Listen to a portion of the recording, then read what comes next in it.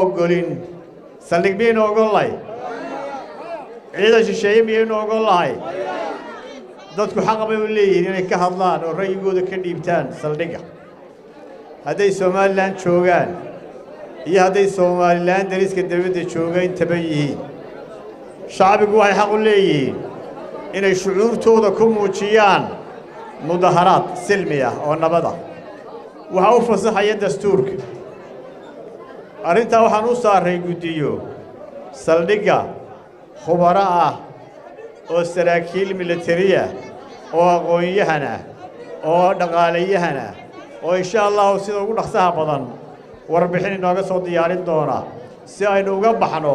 ku turikuteen in ku salayno go'aamadeena soo diyaaru manihin markaynu u aragno inay habboon tahay waanu iclaamin doonaa mudaharaadkana waxaan u soo mari doonaa dariiqa sharcigu baneeyay waxaan la weydiisanayaa mudaharaadka wasaaradda arrimaha gudaha markaynu u diyaar garowno indhagu diyaar garowdaan ruqsadana waynu weydiisanaynaa xukuumadda qolada jaaliyadda Soomaaliland ee dibadda iyaguna xaq bay u leeyihiin inay dareenkooda cabiraan wadamada dibaddu wadamadeenu bay la mid yihiin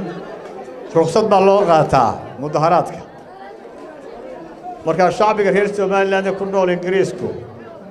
waxay ruqsad weydiisteen dawladda Ingiriiska ruqsadii way siisay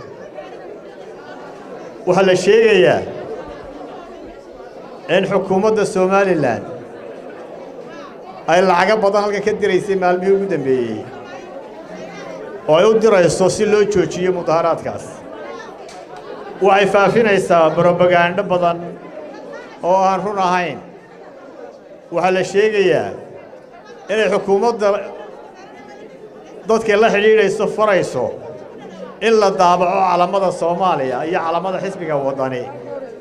waxa uu leeyahay taasi joojin mayso mudaharaadka dadku mudaharaadka way dhigayaan ra'yigooda ay cabirayaan dareenkooda ay cabirayaan